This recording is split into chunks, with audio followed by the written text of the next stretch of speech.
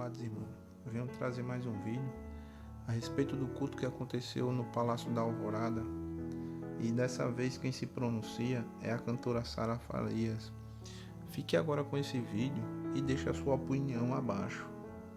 Um seguidor muito querido mandou uma mensagem para mim aqui no direct, de uma maneira muito educada, perguntando por que motivos, eu aceitei ir no Palácio da Alvorada, por qual motivos eu me associei, eu postei uma foto com o presidente. E aí eu até respondi para ele assim, isso é uma conversa muito longa. Intercessor, ele foca muito nas respostas das orações dele. E para quem é crente aí, dos anos 90, tá totalmente ligado no que tá acontecendo no Brasil. A gente nem precisa explicar nada. E quem é biblicamente saudável, embasado? A gente poderia conversar mais aqui sobre história, sobre várias coisas que já aconteceram no mundo. Mas vocês não têm interesse nesses assuntos e acabam deixando a mente de vocês serem guiadas por pessoas que odeiam Deus, só que elas não falam, entendeu? São pessoas que fazem coisas horrendas intencionalmente, só que elas não falam. Apesar de que hoje tem muita gente que já está falando descaradamente.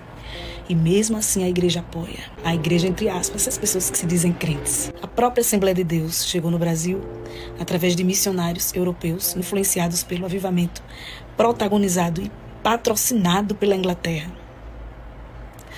E aí esse avivamento vai para os Estados Unidos e lá ele recebe sim o apoio do governo norte-americano e a adesão muito grande, da sociedade. E esse avivamento chegou no Brasil, no começo do século XX. Quando você vai para a palavra, você vê várias pessoas que ocuparam cargos públicos em governos, cujos reis, eles não entendiam muito sobre Deus, mas eles temiam a Deus. Eles temiam a Deus. Quando Dom João VI chega no Brasil, patrocinado pela Inglaterra protestante, ele abre os portos que eram fechados, ele abre os portos. Então a economia começa a crescer aqui no Brasil. Ele cria a Casa da Moeda, ele cria o Banco do Brasil, que hoje vocês gostam do Banco do Brasil. Martim Lutero, quando começou a traduzir a Bíblia, porque a Bíblia era só no latim, era restrito para quem era culto, uma pessoa leiga não tinha acesso à Bíblia. Aí Martim Lutero começou a traduzir a Bíblia, e quem deu cobertura para o Martim Lutero, quem deu salvo-conduto para o Martim Lutero, foi um empresário, um príncipe, um burguês da Alemanha. Nem sei se ele era crente direito. Hoje todo mundo tem acesso à Bíblia. Quantas pessoas têm suas dores aliviadas, só abrindo a Bíblia num dia difícil, numa madrugada difícil. E está lá a Bíblia traduzida na nossa língua, no português, entendeu? E isso de maneira gratuita. Gratuita. Só que há não sei quantos anos atrás Deus usou o quê? Um cara que tinha inclusive outros interesses. Mas foi usado, Foi usado para hoje você ter acesso à palavra. A gente vai andando por esse Brasil, vai visitando as prefeituras e você ouve das pessoas que estão nas prefeituras cada coisa. Teve uma cidade do Brasil que eu fui cantar, o prefeito eleito não conseguia sentar na cadeira para administrar a cidade. Ele adoecia, desmaiava, acontecia de tudo. Aí foi chamada uma intercessora para orar e Deus revelou a ela que dentro da parede tinha um negócio. Ele mandou quebrar a parede e um verdadeiro altar, sacrifício. E são essas mesmas pessoas que falam do Estado laico. Oh, Jesus.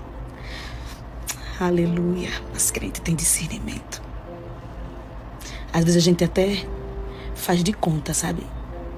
Que não tá percebendo. Mas Jesus mostra tudo pra gente. Isso é o mínimo, viu? Que eu posso falar pra vocês. Peça sinal a Deus das coisas. E não esqueça, Brasil é resistência mundial. Ela responde: vocês sabiam que até 1808 era proibido ser crente no Brasil? Dom João VI pediu dinheiro emprestado e a escolta marinha à Inglaterra para fugir de Portugal para o Brasil por causa de Napoleão Bonaparte. A coroa britânica exigiu em troca que o culto evangélico fosse liberado no Brasil, e ainda que Portugal se comprometesse em extinguir o tráfico negreiro no Brasil. E ela continua: eu te pergunto, a coroa inglesa era santa? Eu te respondo não, mas ela estava defendendo o lado certo da história. O negócio não é apoiar tal pessoa, e sim a causa. Hoje em dia, ninguém engana ninguém. Não pense que os evangélicos estão sendo enganados. Nós temos discernimento, apoiamos quem apoia a nossa causa. Se essa pessoa um dia cair, ela cai, mas a causa continua, e é sobre isso. E ela diz mais assim: tudo passa pelo viés político. O pão que você come, a roupa que você veste, assuntos que seus filhos estudam na escola. Todos nós somos políticos, que você queira ou não queira. A política fez o mundo exclusivo às paredes da sua casa, sua cama, seu teto. Tudo um dia teve que ser autorizado pelo governo. Construção, o tijolo, o cimento. José era o quê? Governador. Daniel tinha um cargo comissionado. Esther, Mardoqueu, Neemias, todos lutaram pela causa. Vão aparecer os aproveitadores? Vão. Corruptos? Sim. O tempo os revelará e os destruirá, mas a causa seguirá firme. Eu voto desde os meus 16 anos, quando não era obrigada a votar. Meus irmãos e eu sempre discutimos política na mesa. Quando fui ficando conhecida no Brasil, deixei esse meu lado cívico guardado para evitar polêmica, mas algumas vezes ele aparece por aqui, quando necessário. Hoje está sendo necessário. Entendedores entenderão. Me ame apesar disso.